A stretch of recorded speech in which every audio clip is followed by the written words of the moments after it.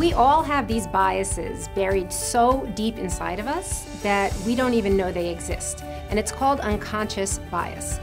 So unconscious bias is the reason why even if the woman is paying, the waiter tends to give the check to the man. It's why if I were to say, distinguished old CEO, you're almost certainly going to picture a man, whereas if I said attractive young nurse, you're almost certainly going to picture a female.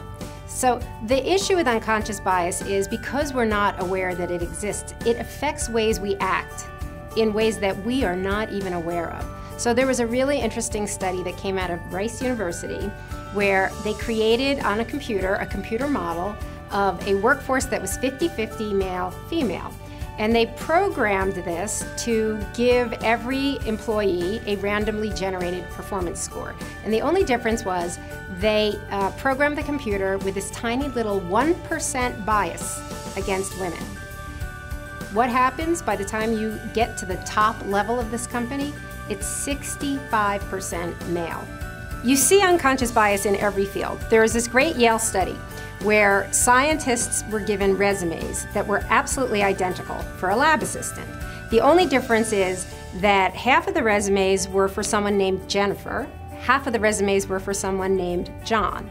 The scientists pride themselves on being rational and making evidence-based decisions.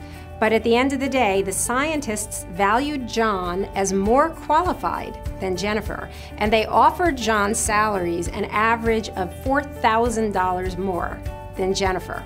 And we've seen this same experiment has been repeated in multiple different fields like police chiefs and venture capitalists, always with the same result. The man with the identical resume is valued more than the woman. So the good news here is that there is something we can do about unconscious bias. You actually can't change your unconscious bias. We all have it. We can't do anything about that. But what we can do is change our actions. And the first and most important step is awareness. Once you're aware that you have these biases, then you can work to overcome them. And there are companies out there now that are doing some interesting work on this, and a lot of them are now doing unconscious bias training. And two companies in particular that I'm aware of have these what they call unconscious bias cheat sheets.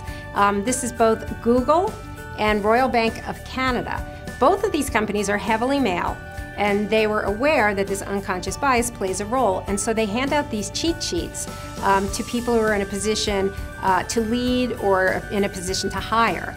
And basically what the cheat sheets do is they have questions that are just reminders, asking you things like, do you always hire the same type of person? Or when I say someone isn't the right fit, what do I really mean? And all it does is sort of jog your memory to make you think about unconscious bias and think about overcoming any unconscious biases of your own, to just check your actions. And that's what we can all do to make this, to counteract this problem.